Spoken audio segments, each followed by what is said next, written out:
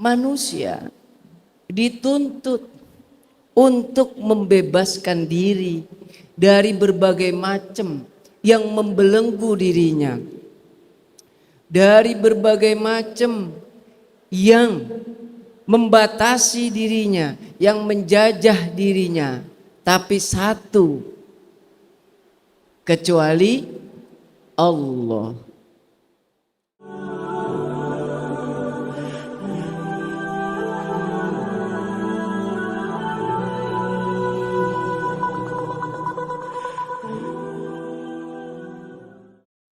Bismillahirrahmanirrahim. Assalamualaikum warahmatullahi wabarakatuh. Alhamdulillah rabbil alamin, wal aqibatu lil muttaqin, wala udwana illa 'alal zalimin. Asyhadu an la ilaha illallah al malikul haqqul mubin, wa ashhadu anna Muhammadan abduhu wa rasuluh as-sadiq al-wa'dul amin.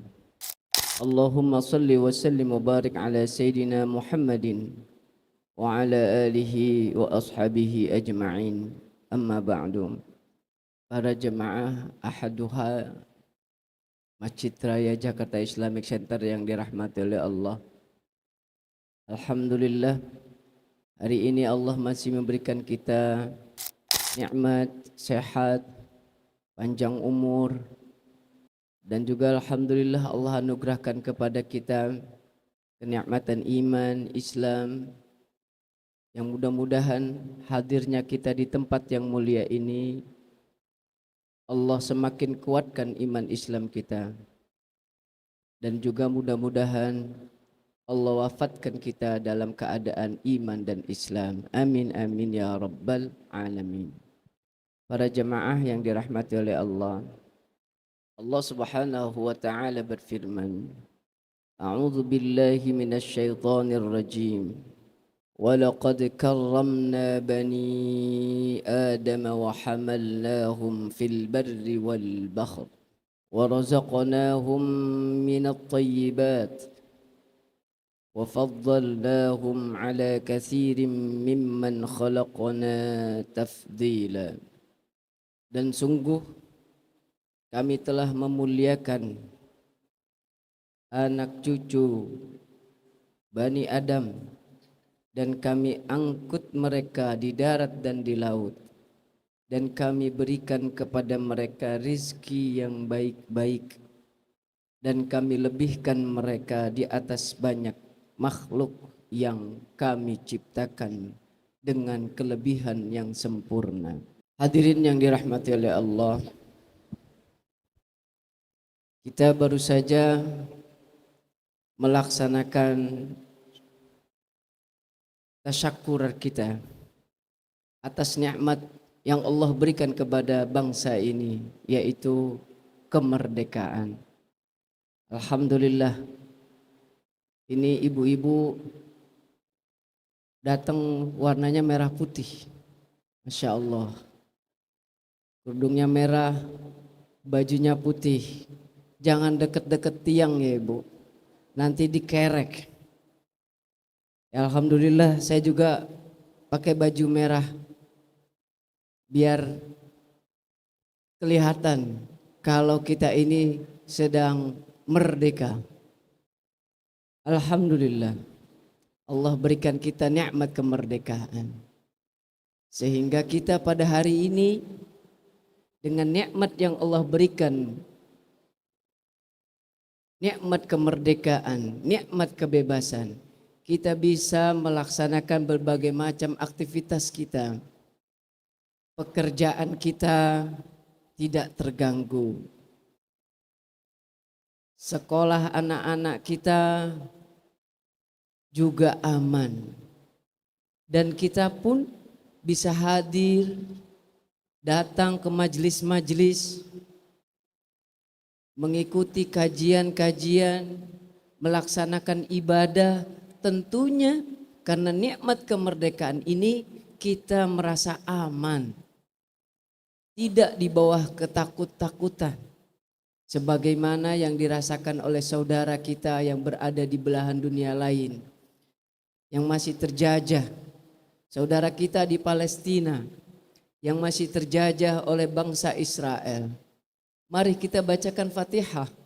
Mudah-mudahan Allah segera memberikan kepada mereka, kepada bangsa Palestina, kenikmatan kemerdekaan, kenikmatan yang sama yang kita rasakan pada hari ini. Bitilkan niyah. Al-Fatihah. A'udzu billahi minasyaitonir rajim. Bismillahirrahmanirrahim. Alhamdulillahi rabbil alamin. Ar-Rahmanir Rahim. Maliki yaumiddin. Iyyaka na'budu wa iyyaka nasta'in. Ihdinas siratal mustaqim. Siratal ladzina an'amta 'alaihim ghairil maghdubi 'alaihim waladdallin. Amin. Para hadirin yang dirahmati oleh Allah. Jadi manusia itu memang diciptakan dalam keadaan merdeka. Manusia terlahir ke muka bumi ini dalam keadaan bebas, merdeka. Bahkan Nabi Adam pun ketika pertama kali diciptakan, dimasukkan dan tinggal di dalam surga, Allah berikan kebebasan. Apa kata Allah? Wa ya Adam uskun anta wa zawjukal jannah wa kula min haitsu syi'tuma. Wahai Adam, tinggallah di surga. Tinggallah di surga dengan istrimu dan silahkan kamu mau makan apa saja yang berada di surga. Silahkan kamu mau menikmati apa saja yang ada di surga. Artinya Nabi Adam diberikan kebebasan. Nabi Adam diberikan kemerdekaan. Hanya saja Allah memberikan batasan. Wala taqraba hadhihi syajarah. Jangan dekati ini pohon. Wala taqraba hadhihi syajarata fatakuna minal zalimin.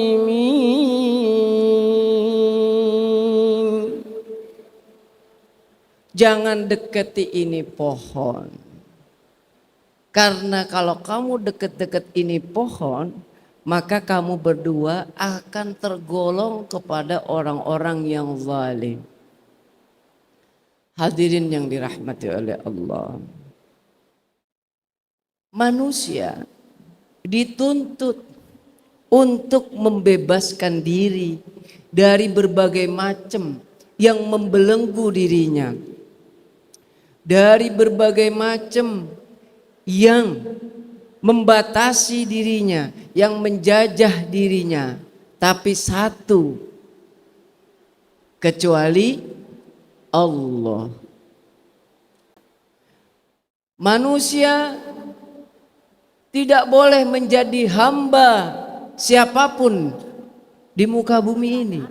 Manusia tidak boleh menjadi budak siapapun di muka bumi ini, kecuali menjadi hamba Allah.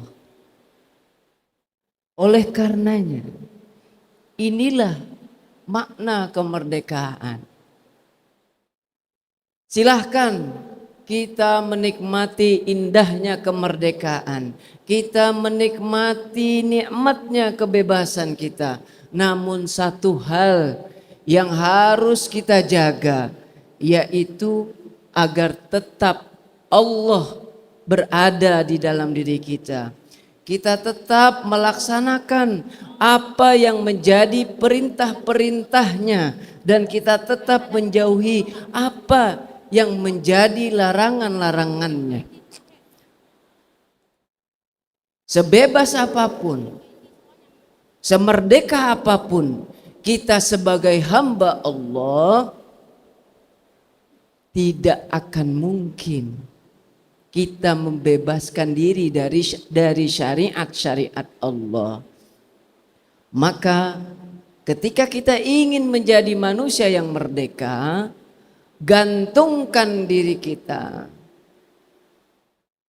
hanya kepada Allah.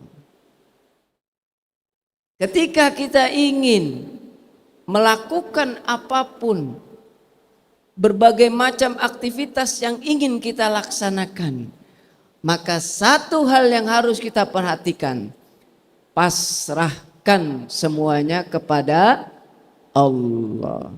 Hanya kepada Allah tempat bergantung. Hadirin yang dirahmati oleh Allah, ketika manusia tadi dituntut untuk bebas, dan terutama kita harus bebas dari diri kita sendiri, dari hawa nafsu kita sendiri, maka satu-satunya tempat kita bergantung adalah Allah. Allah lah yang mampu memberikan kita kekuatan agar kita terbebas dari penjajahan hawa nafsu kita. Oleh karenanya di ayat sebelumnya, jadi ayat tadi itu ada rangkaian sebelumnya, bercerita tentang proses penciptaan Nabi Adam. وَلَقَدْ خَلَقْنَاكُمْ ثُمَّ صَوَّرْنَاكُمْ ثُمَّ قُلْنَا لِلْمَلَائِكَةِ اسْجُدُوا لِآدَمَ فَسَجَدُوا إِلَّا إِبْلِيسَ لَمْ يَكُنْ مِنَ السَّاجِدِينَ. Ketika Nabi Adam diciptakan, Allah memerintahkan para malaikat dan semua makhluknya untuk sujud kecuali iblis. Lalu kata Allah, qala ma mana'aka alla tasjuda idh amartuk qala ana khairum minhu khalaqtani min narin wa khalaqtahu min tin. Apa yang membuatmu, kata Allah, hai iblis, yang tidak mau bersujud ketika aku memerintahkan kepadamu? Kata iblis, aku lebih baik dari Adam. Aku diciptakan dari api, sedangkan Adam diciptakan dari tanah. Lalu kata Allah, qala ihbitu minha fama yakunu laka an tatakabbara fiha fakhruj innaka minas saghirin.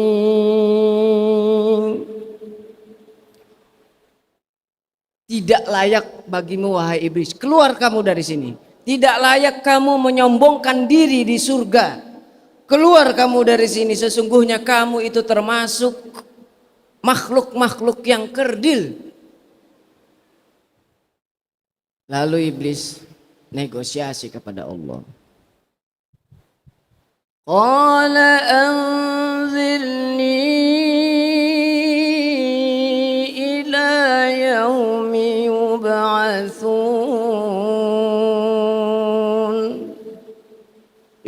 Allah panjangin deh kalau gitu umur saya. Tunda aja dulu kematian saya. Kata Allah, qala innaka minal munzarin. Engkau itu memang sudah ditakdirkan untuk berumur panjang. Kata Allah. Lalu iblis berjanji. Qala fabima aghwaytani la'aqudanna lahum siratakal mustaqim. Thumma la'atiyannahum min bayni aydihim wa min khalfihim wa an aymanihim wa an syama'ilihim wa la tajidu aktharahum syakirin.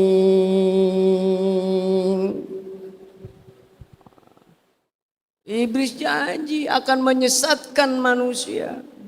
Kemudian tsummala'atiyannahum, kemudian iblis itu nanti akan mendatangi manusia dari depan, dari belakang, akan menggoda manusia dari depan, dari belakang, dari kanan dan dari kiri. Dan iblis berjanji, ngancem, engkau Allah tidak nanti akan sedikit sekali mendapati manusia-manusia yang bersyukur. Kebanyakan mereka nanti akan jadi orang-orang yang kufur. Nah, lalu apa ibrahnya dari kisah ini? Ketika kita tadi merdeka, ketika kita tadi mendapatkan kenikmatan untuk bebas, namun satu, kita tetap bergantung hanya kepada Allah, kita tetap berpasrah kepada Allah,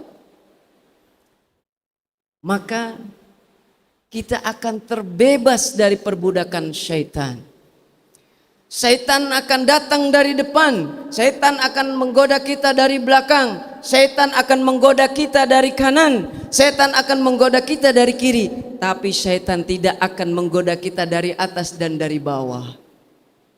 Manakala kita terus bermunajat kepada Allah, menghadapkan kita ke langit sebagai kiblat doa kita. Dan juga setan tidak akan mendatangi kita dari bawah, mana kita terus menerus bersujud, taat dan patuh kepada Allah.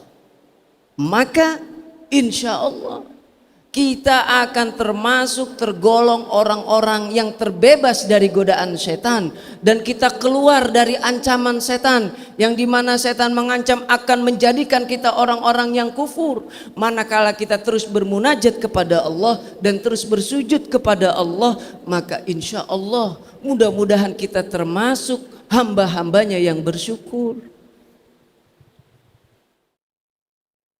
Maka kita syukuri nikmat kemerdekaan ini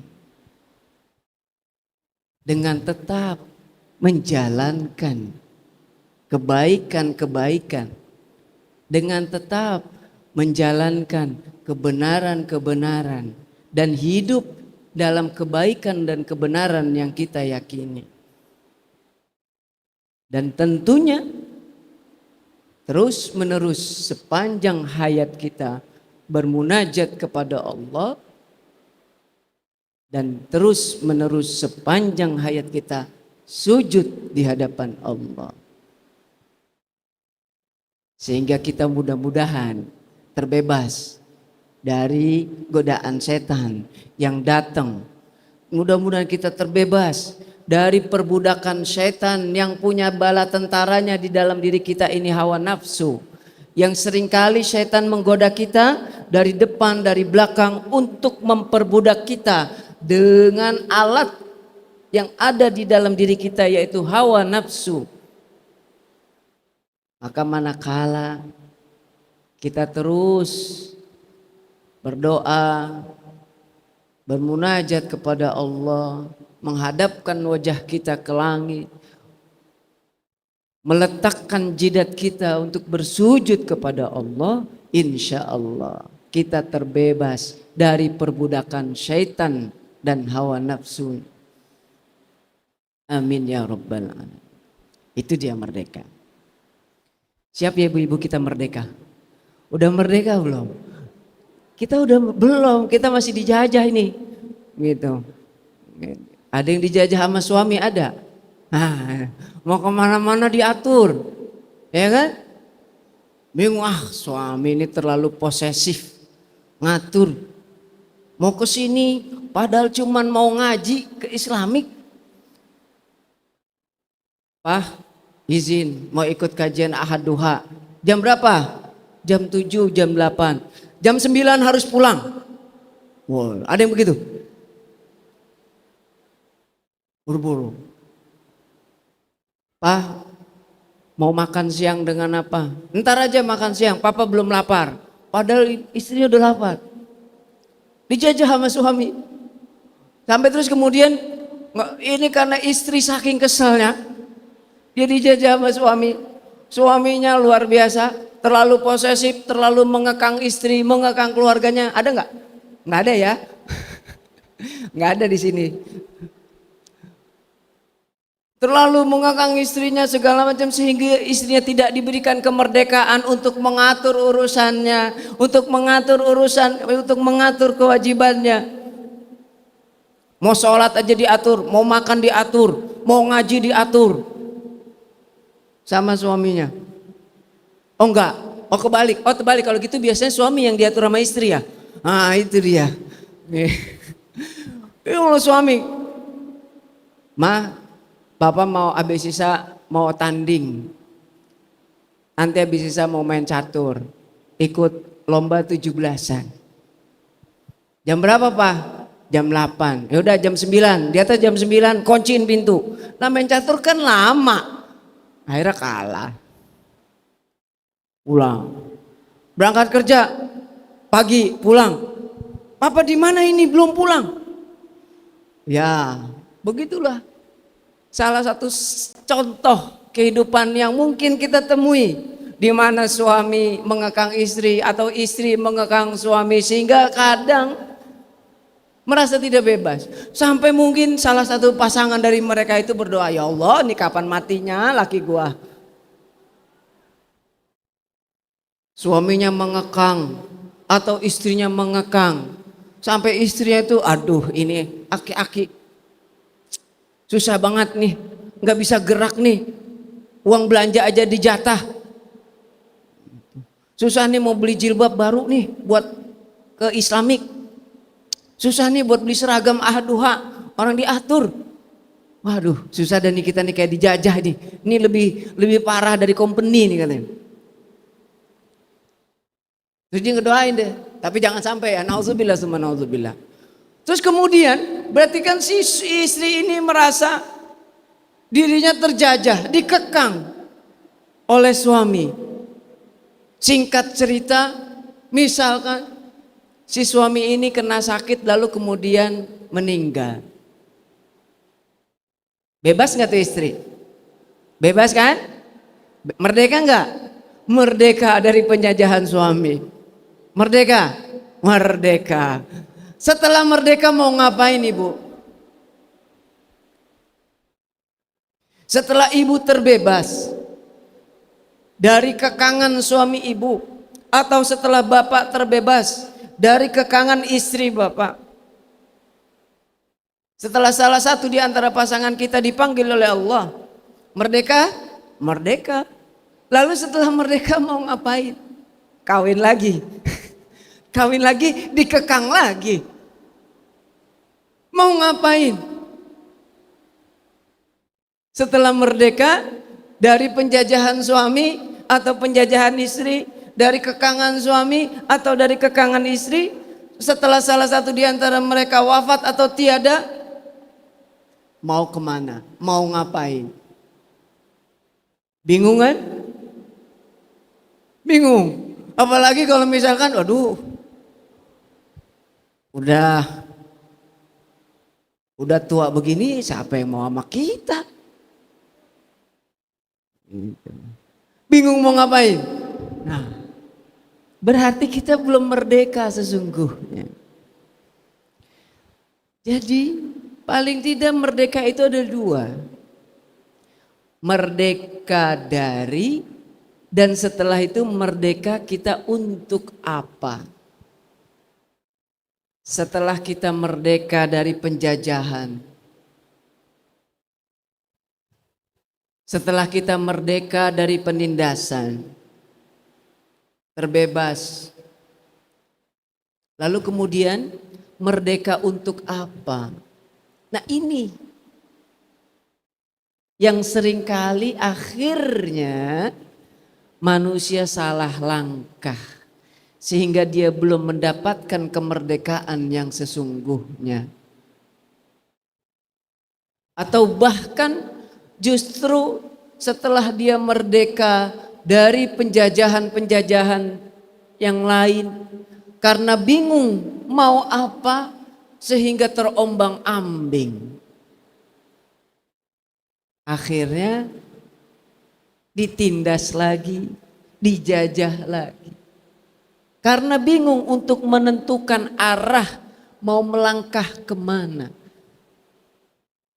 Maka ketika kita ingin mendapatkan kemerdekaan yang sesungguhnya, maka setelah kita terbebas dari penjajahan, merdeka dari penjajahan, maka kita harus merdeka dan bebas untuk menentukan arah. Maka kita merdeka dan bebas untuk menentukan langkah kemana akan kita melangkah. Dan tahu tujuan kita.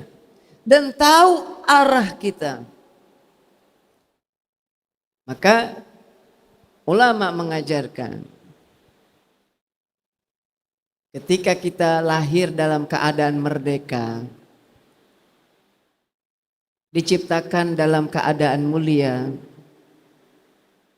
tidak ada keterikatan dengan apapun kecuali hanya Allah. Tidak ada tempat bergantung kecuali Allah. Tidak ada tempat berpasrah kecuali Allah. Maka itu disebut dengan ta'alluq. Kita menggantungkan hidup kita hanya kepada Allah. Semua kita serahkan hanya kepada Allah.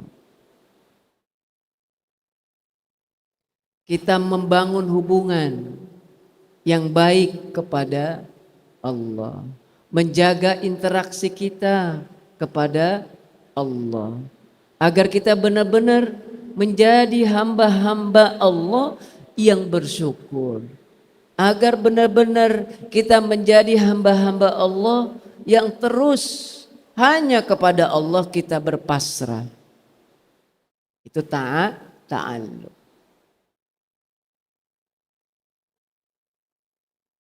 Nah, setelah kita membangun hubungan kepada Allah, lalu kemudian kita membangun relasi hubungan kepada sesama manusia dengan azas kesetaraan. Tidak ada yang direndahkan, tidak ada yang merasa tinggi. Karena sejatinya inna akramakum indallahi atqakum. Maka ketika kita membangun relasi dengan prinsip kesetaraan, bahwa semua di hadapan Allah itu sama, semua di hadapan Allah tidak ada yang beda kecuali derajat ketakwaannya,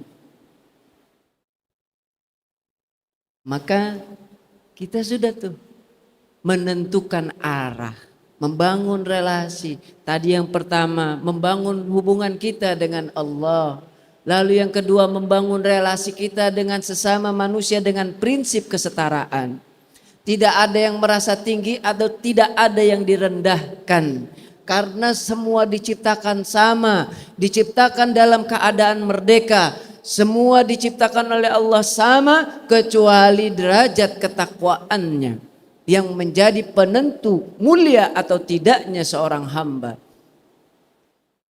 Oleh karenanya, setelah kita merdeka, setelah kita terbebas dari penjajahan, maka kita berinteraksi kepada seluruh umat manusia dengan akhlak yang mulia.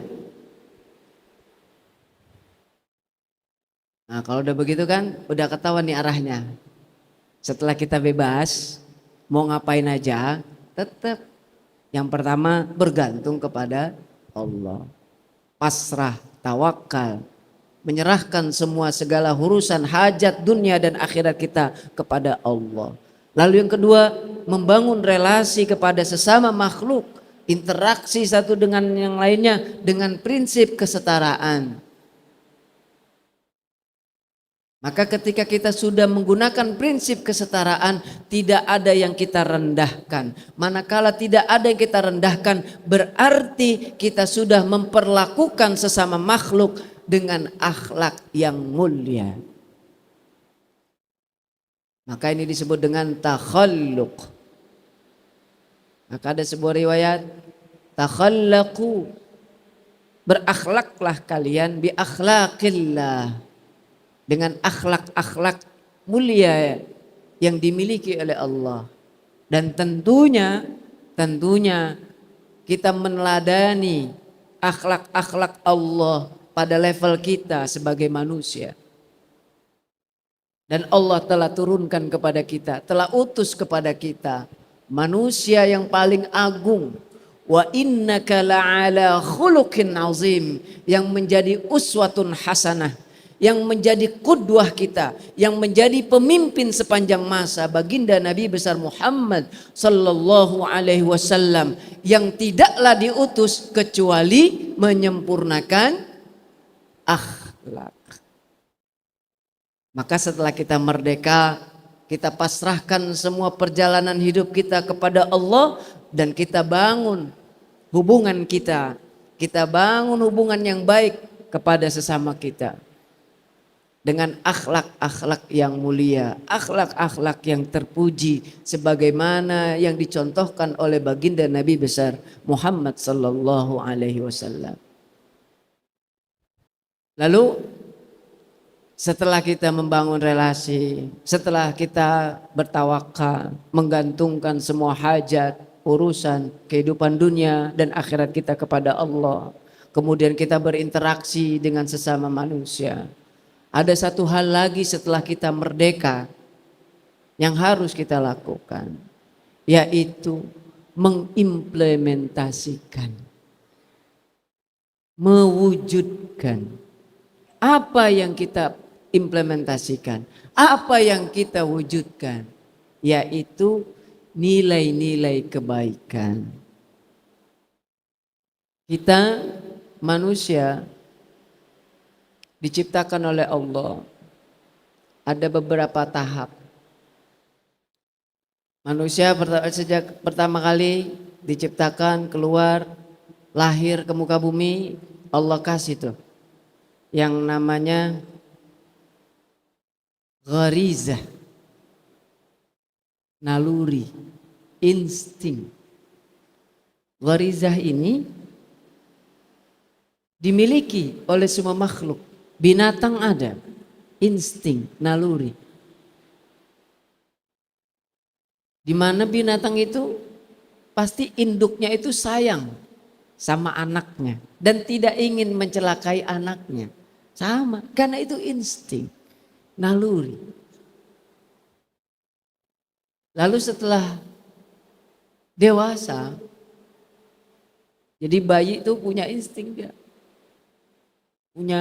Punya naluri, punya insting ketika lapar dia nangis, haus dia nangis.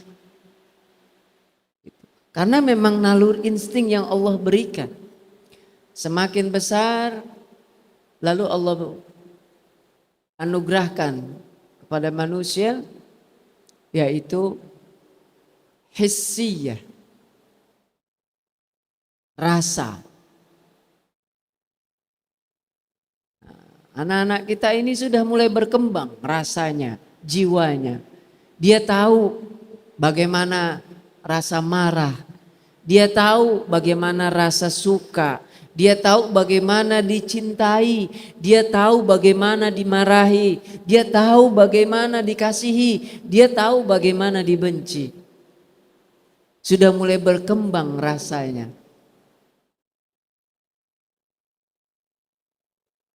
Lalu pada tahap berikutnya Allah sempurnakan manusia dengan akliyah.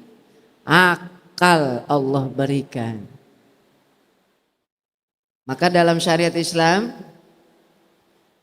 seorang anak mulai diwajibkan untuk menjalankan syariat ketika akalnya udah jalan, berakal. Lalu kemudian ada anak yang disebut dengan istilah mumayyiz. Apa itu mumayyiz? Ya, dia bisa bedain mana yang benar, mana yang salah. Artinya akalnya sudah jalan. Ketika sudah bisa membedakan baik dan buruk, berarti akalnya sudah jalan. Maka siapapun manusia yang terlahir ke muka bumi ini pasti tahu mana yang baik, tahu mana yang buruk, tahu mana yang terpuji, tahu mana yang tercela, tahu mana yang benar, tahu mana yang salah, selama akalnya jalan, selama akalnya sehat. Pasti tahu. Maka kadang kalau misalkan kita ngelihat orang lain atau siapapun di antara kita yang bertindak tidak terpuji, melakukan perbuatan tercela dan bahkan pamer terhadap perbuatannya tersebut, seolah-olah menantang hukum, maka yang pertama kali dipertanyakan adalah ini akalnya jalan atau tidak.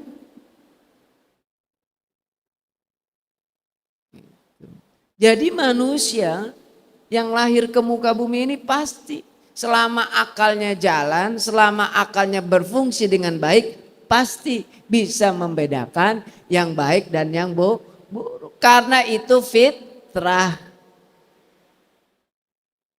Oleh karenanya, nah ini yang dituntut kita, yang dituntut buat kita sebagai makhluk-makhluk yang merdeka, sebagai hamba-hamba yang merdeka. Apa? Tidak hanya sampai sebatas tahu yang benar itu benar, yang salah itu salah. Tapi kita harus mampu mewujudkan bahwa itu benar.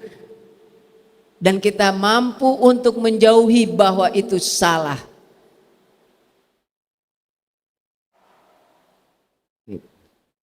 Maka agar kita benar-benar lengkap merdekanya, agar kita benar-benar mendapatkan kemerdekaan yang sesungguhnya, ayo kita wujudkan nilai-nilai kebaikan, kita hidupkan nilai-nilai kebenaran. Karena kita tahu yang benar itu benar, yang salah itu salah. Lalu kemudian kita hidupkan. Maka ulama kita ngajarin doa. Allahumma arinal haqqa haqqa warzuqnat tiba'ah. Ya Allah, tunjukkan kepada kami yang benar itu benar dan anugerahkan kepada kami kekuatan untuk mewujudkan kebenaran itu, mengikuti kebenaran itu. Wa arinal batila batil wa arinal batila wa arinal batila batila warzuqna tinaba. Tunjukkan kepada kami yang salah itu salah, yang buruk itu buruk, yang tercela itu hina, dan anugerahkan kepada kami kekuatan untuk bisa menjauhinya. Maka kemerdekaan yang sesungguhnya dapat kita peroleh manakala kita mampu menghidupkan kebenaran dan hidup dalam kebenaran, dan manakala kita mampu meninggalkan hal-hal yang tercela, hal-hal yang buruk, dan hal-hal yang membahayakan buat diri kita atau buat orang-orang di sekitar kita, maka barulah kita mendapatkan kemerdekaan yang sesungguhnya. Jadi akal manusia itu hebat. Sudah Allah berikan itu, alhamdulillah. Tadi dikasih rasa, kemudian dikasih akal sebagai untuk membedakan mana yang benar, mana yang salah. Nah, itu modal untuk kita menjadi manusia yang merdeka sesungguhnya. Dan sebagai penyempurna dari kita, penciptaan kita sebagai manusia, Allah berikan kepada kita hidayah diniyah, agama. Karena apa? Akal yang kita punya ini seringkali nih dipakai buat ngakal-ngakalin. Akalnya juga kadang diperbudak oleh nafsu. Akal manusia seringkali diperbudak oleh nafsu. Sehingga dia melakukan kesalahan, terus kemudian akalnya mencari-cari pembenaran terhadap kesalahan yang dia lakukan. Maka Allah anugerahkan kepada kita yang hadir di sini sebuah kenikmatan yang luar biasa agungnya, kenikmatan yang tiada tara, hidayah diniyah, agama, iman dan Islam kita. Ini yang nanti nuntun kita untuk menghidupkan nilai-nilai keimanan dan kita hidup dalam keadaan iman. Baru kita mendapatkan kemerdekaan yang sesungguhnya. Hadirin yang dirahmati oleh Allah. Sebagai penutup, kita lanjutkan ayat yang tadi. Ketika Nabi Adam dilarang oleh Allah, silakan engkau dan istrimu makan apa saja, nikmati apa saja yang ada di surga, namun dilarang untuk mendekati pohon. Lalu kemudian syaitan tetap menggoda. A'udzu billahi minasy syaithanir rajim. فوسوس لهما الشيطان ليبدي لهما ما وري عنهما من سوآتهما وقال ما نهاكما ربكما عن هذه الشجرة إلا أن يكونا ملكين إلا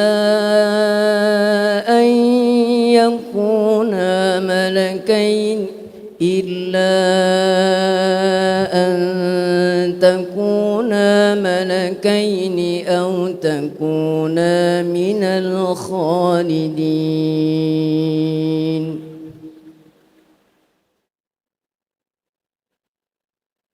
وقاسمهما إني لكما لمن الناصحين فدلاهما بغرور فلما فلما ذاقا الشجرة بدت لهما سوآتهما وطفقا يخصفان عليهما من ورق الجنة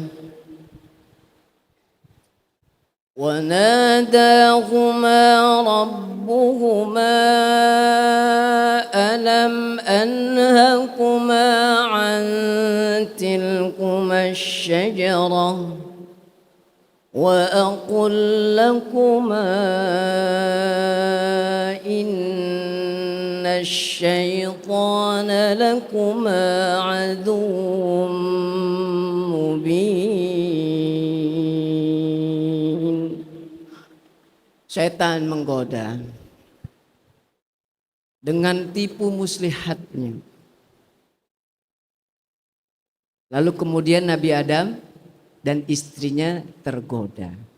Falamma dzaqash syajarah badat lahuma sawatuhuma wa tafiqa yakhsifani alaihima min waraqil jannah. Lalu kemudian Allah menegur Adam dan istrinya. Ini menarik, bahasa Al-Quran tentang menggambarkan sebuah peristiwa yang nantinya menjadi ibrah buat kita. Ketika kita tadi merdeka dan kita ingin meraih kemerdekaan yang sesungguhnya, dengan cara kita tetap pasrah menggantungkan hidup kita kepada Allah. Lalu kemudian kita berakhlak yang baik kepada sesama manusia. Dan kita berusaha untuk mewujudkan nilai-nilai kebaikan. Namun tidak ada yang lepas di antara kita dari dosa-dosa. Tidak ada manusia yang terlahir ke muka bumi ini yang bebas dari dosa kecuali baginda Nabi besar Muhammad sallallahu alaihi wasallam. Namun dari ayat ini kita diperintahkan, kita bisa mengambil ibrah, harus berhati-hati dengan tipu daya syaitan yang terus-menerus menggoda kita. Maka ibrah, falsafah dari ayat ini, kita harus hati-hati terhadap kesalahan dan dosa yang kita lakukan. Kesalahan dan dosa yang kita lakukan harus segera kita mohon ampunkan kepada Allah. Kesalahan dan dosa yang kita lakukan harus segera kita istighfarkan ke hadapan Allah. Kita minta ampun kepada Allah. Karena jika kita lalai, kesalahan dan dosa tersebut akan membuat kita jauh dari Allah. Ketika Nabi Adam di dalam surga, wa kula min haitsu syi'tuma wa la taqraba hadhihi syajarah. Jangan kamu dekati pohon ini, kata Allah. Tapi setelah Nabi Adam tergoda oleh syaitan dan melakukan kesalahan, Allah mengatakan, wa nadahuma rabbuhuma alam anhakuma, bukankah aku sudah melarang kalian berdua untuk mendekati pohon itu? Dapat dipahami Bapak Ibu? Ketika Nabi Adam pertama kali masuk tinggal di dalam surga, Allah bilang jangan dekati pohon ini. Lalu setelah Nabi Adam melanggar, kenapa kamu mendekati pohon itu? Ini dan itu jauhan mana? Itu. Artinya ketika manusia melakukan kesalahan dan dia lupa, bahkan terus menerus cenderung terjerumus sehingga menjadi budak-budaknya syaitan, maka jalannya dia semakin jauh dari Allah.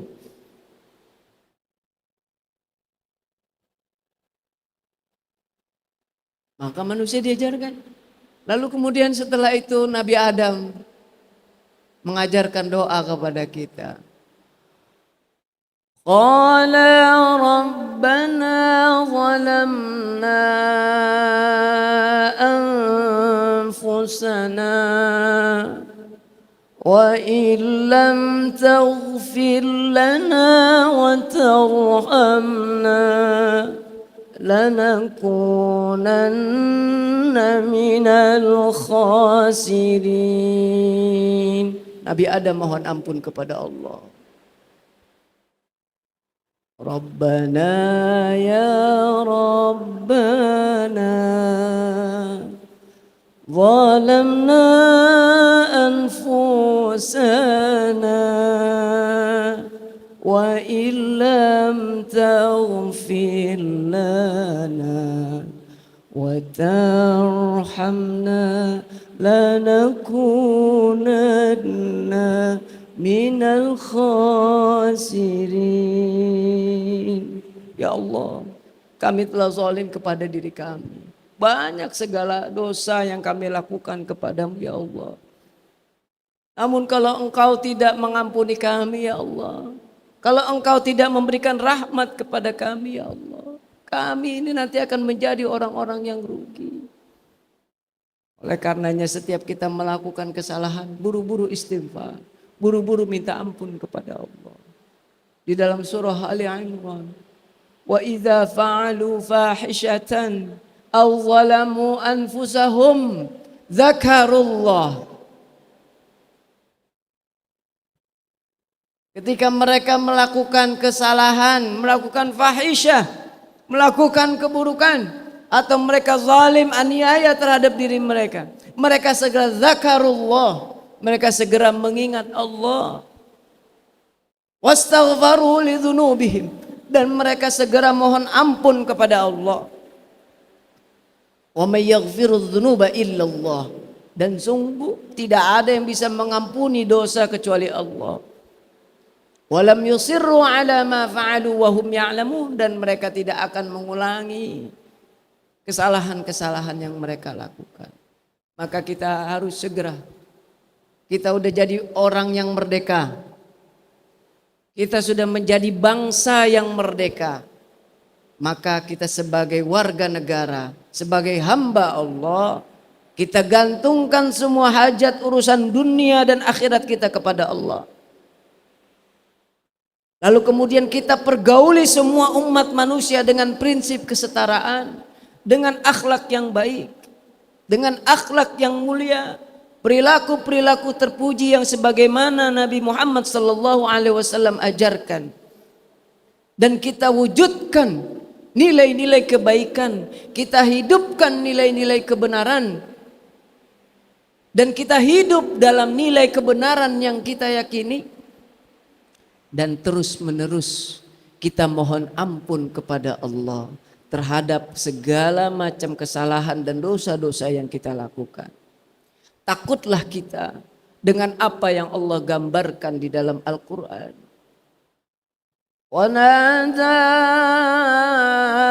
ashabun nari ashabal jannah an afidu alaina minal ma'.